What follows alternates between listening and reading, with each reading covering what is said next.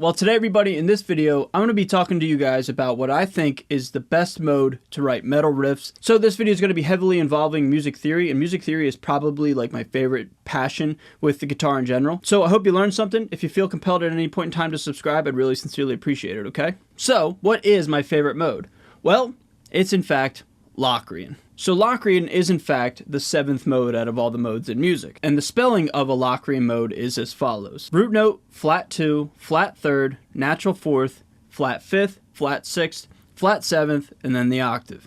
Basically everything's flat except for the 4th and the root note and the octave. And you may be asking, so what exactly are we flattening? Like what 2 are we flattening? Good question. Everything in music theory can be reverted back to the major scale. The major scale is like the first scale. It's literally the first mode, so Ionian is the major scale. But basically you take a major scale and then you alter it in such a way, for instance, flat 2, flat 3, flat 5th, 6th, and 7th. You do that to a natural major scale and all of a sudden you have a Locrian scale. So I'm currently in drop C sharp and I love to write in drop C sharp. It's probably like my favorite tuning, maybe that and drop F, but I'm going to play just a C sharp Locrian scale using the low string, the low C sharp, as my root note, okay? And it's as follows.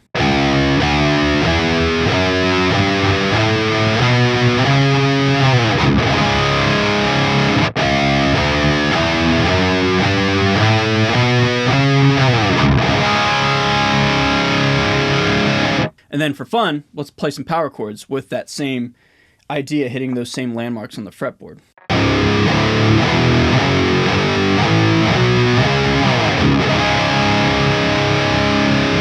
How does this all come into play? How do I use this? Why do I use it? Etc. Well, whenever I'm writing a riff, whatever tuning I'm in, no matter how many strings, etc., I always use the low string as my reference point. I don't always riff on the low string, but I use it quite frequently because in this genre of music that we play, the low string and the tuning that we're in is going to be, heavily used and exploited, right? Like you don't tune down to drop B and then never hit the low B. Like you tune down to that tuning because you like the sound of the open string more often than not, right? Same thing applies with this concept of a mode. Whenever I'm writing, more often than not, the key is going to revolve around that sound, again, no matter what tuning I'm in. But for this instance, drop C sharp, because I love it so much, you better believe that, like, if I'm choosing to write in drop C sharp or just C sharp in general, this noise, the open C sharp, is going to be in there quite frequently, because otherwise, why would I tune to that tuning if I'm not going to use it? And so now when I'm writing and I'm using this low string as my guide, basically all I do, man, is I just visually see those fret markers that I laid out for you guys. Just using numbers here, it's 0, 1, 3, 5, 6, 8, 10, 12. I just keep that in my brain and I try to use those landmarks when riffing. So I'm going to put myself on the spot right now. I have no idea what I'm going to play. I do this all the time when I'm teaching privately with you guys. Those of you who signed up with Skype lessons, you've seen this a lot. But basically, all I'm going to do is I'm just going to riff real quick, just trying to use those landmarks, and whatever happens, happens. But whether it's a good riff or not, it will not be out of key. So enough talking, here I go.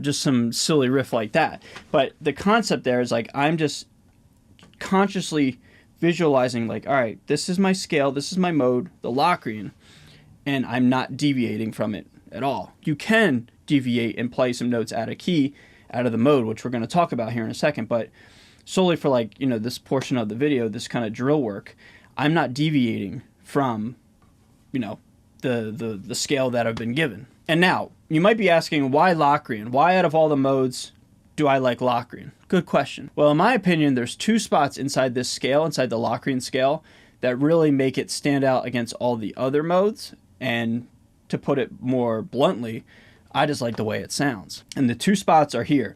It's the minor second, the flat 2, Jaws, Walk by Pantera, etc.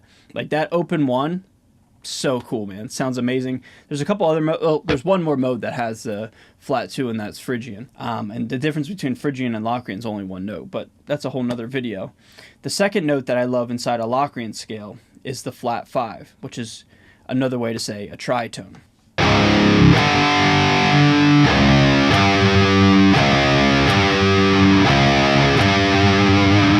Because here's a plain old perfect fifth.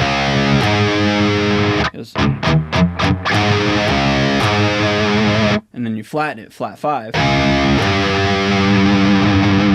It's pretty evil sounding.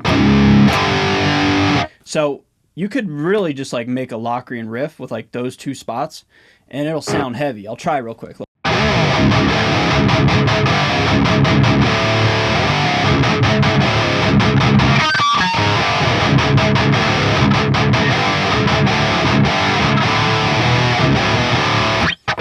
And all I'm doing there is I'm just exploiting the 2 spots in the scale that I personally really like, and they sound good to the ear. You could obviously put more notes in there as you go and get a little bit more complex and stuff, but you don't have to. And now, being a musician and being an artist myself, I'm going to bring up one of my own songs that I've written that was on my last album, Subtle Comeback. That's all over streaming platforms if you guys want to go check it out. It's at like 75K on Spotify, which is amazing. Thank you guys so much. God bless the Spotify algorithm, right?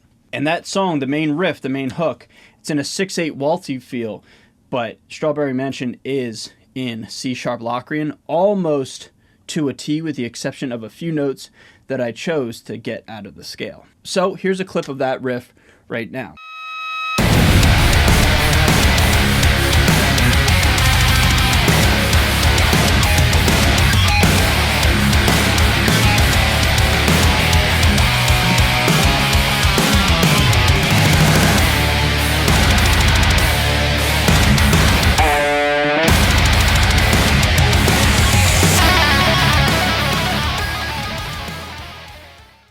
Alright everybody, so now that I've shown you that riff and that song, I want to break down that riff and explain how it's in C-sharp Locrian. But before I do, I want to tell you guys just another little tidbit of information about modes and like how they fit in the bigger picture. Since Locrian is the 7th mode, think of it this way. Everything can be reverted back to the major scale. So if you're in the 7th mode, you're really emphasizing the 7th note of some major scale. Okay, I'll say that again. If you're in the 7th mode, you're choosing to emphasize the 7th note of some major scale. So, what major scale has C sharp as the 7th note? Well, it's in fact D major, or D Ionian if you want to be fancy about it. And the notes of D major are D, E, F sharp, G, A, B, and C sharp, and then back to D, the root note. Again, D, E, F sharp, G, A, B, C sharp. The only way you guys can really retain that information is if you guys study. I'm a huge bookworm with this stuff, and I'm not going to like sugarcoat it and say like this is easy. This is hard to memorize this stuff. But if you put the time and the effort into memorizing major scales, theory will make so much more sense, and it'll be relatively easy, honestly. But you got to do a little bit of work to get there in the first place. All right, back to Strawberry Mansion. I'm going to break down the riff, break down the song for you guys, and show you how like it's almost all in C-sharp Locrian, okay? So it starts out like this.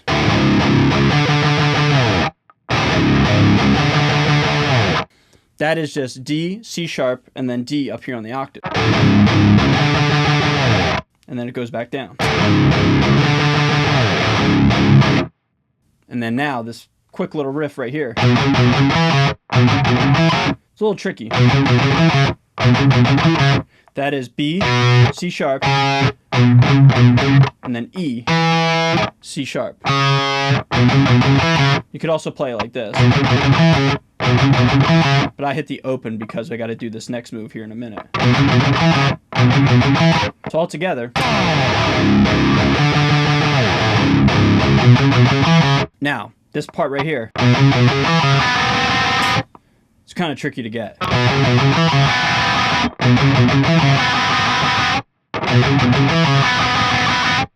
And this noise right here, really jarring, and it's just like just a half step apart. It's no different than doing this, but you play them together, minor second. It's really jarring, right? And why it's so jarring is because right here we have a C natural against this B. Here's a B, here's a C. For that part to make sense in C sharp Locrian, I would have to scoot this C up to C sharp. That's not as that's too happy-go-lucky. That's not as good sounding. Well, it's good sounding, but it's not as evil sounding. You know what I'm saying? And then from that part, we go to this.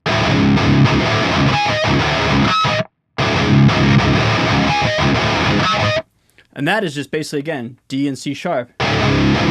And then just atonal noises. I mean, they're harmonics, but just a bunch of bull. You know, I don't even know what I did when I recorded it, but I think that's what it was.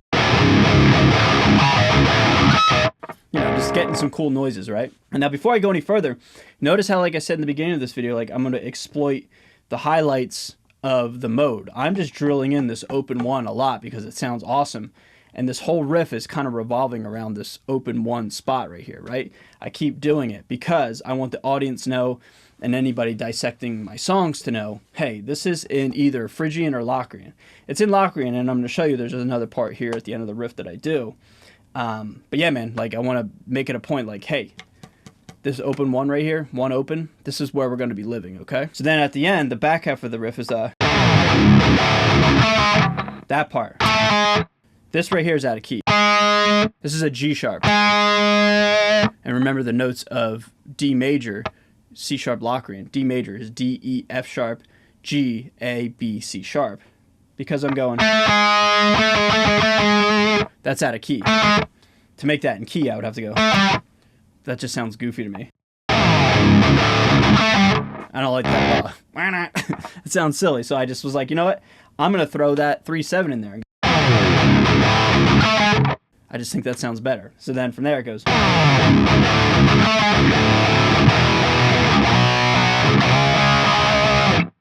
We do that before we get to the tapping. Everything again, all in C sharp Locrian. And then from here, this power chord, there's one note that's out of key. And again, it's that G sharp. In order for that to be in key, I'd have to go.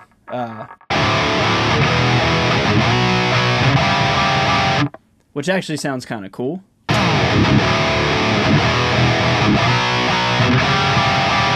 But when I wrote this, because this next part right here is just like that's just a cool little run that I made. I like counterbalanced this kind of evil, gnarly little tapping thing, which by the way, here's a G natural. There's that flat fifth. And then it's also here too. So, to counter all that, what I did was I made like an uplifting like mood kind of change there, and then I hit it with the